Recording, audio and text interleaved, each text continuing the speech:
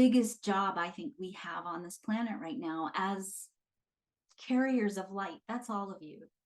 As bringers of peace, as people who are here to construct a world that is rooted in those core truths, a world that is just and equitable and sustainable and abundant and peaceful in every way, a world where children never have to see some of the things they've seen in this lifetime on this planet across the globe. That we can't start without a compass. When we look at that model of disruption, when we get into the void, we have to have a compass. We have to have a way through the unknown.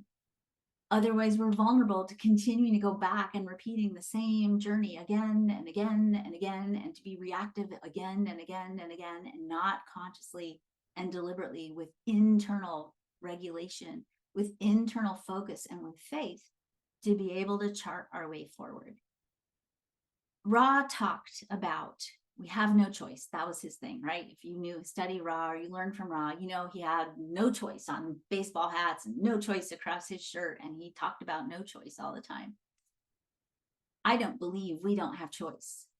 I do believe that when we're conditioned, we don't know that we have choice. We don't remember that we have choice, and that we have to keep telling better stories so that we can decondition ourselves, so that we can consciously choose, so that we can, with great intention and deliberation, take those next right steps that move us towards the fulfillment of this better story that is the true story of who we really are. You are ultimately in this work a storyteller, and I would say a leader of storytellers. You are a person who gives people back the blank book that is their lives, and you hand them that big, beautiful, juicy red pen that is their heart, and you give them the power and the permission to rewrite their stories the way they choose, the way they decide, the way they choose based on the true story of who they are, not based on all the old conditioned narratives, all those places where perhaps they've internalized that narrative that says it's not okay for me to be who we are and how we are, right?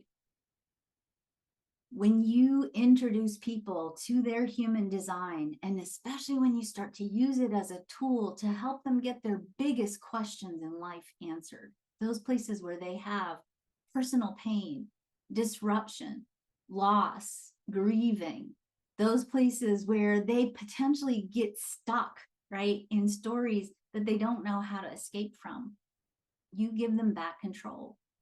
You remind them who they are, and you show them in that arc of potential, that arc of possibility, you show them what choices they actually have available to them, choices that go beyond what sometimes they think they have.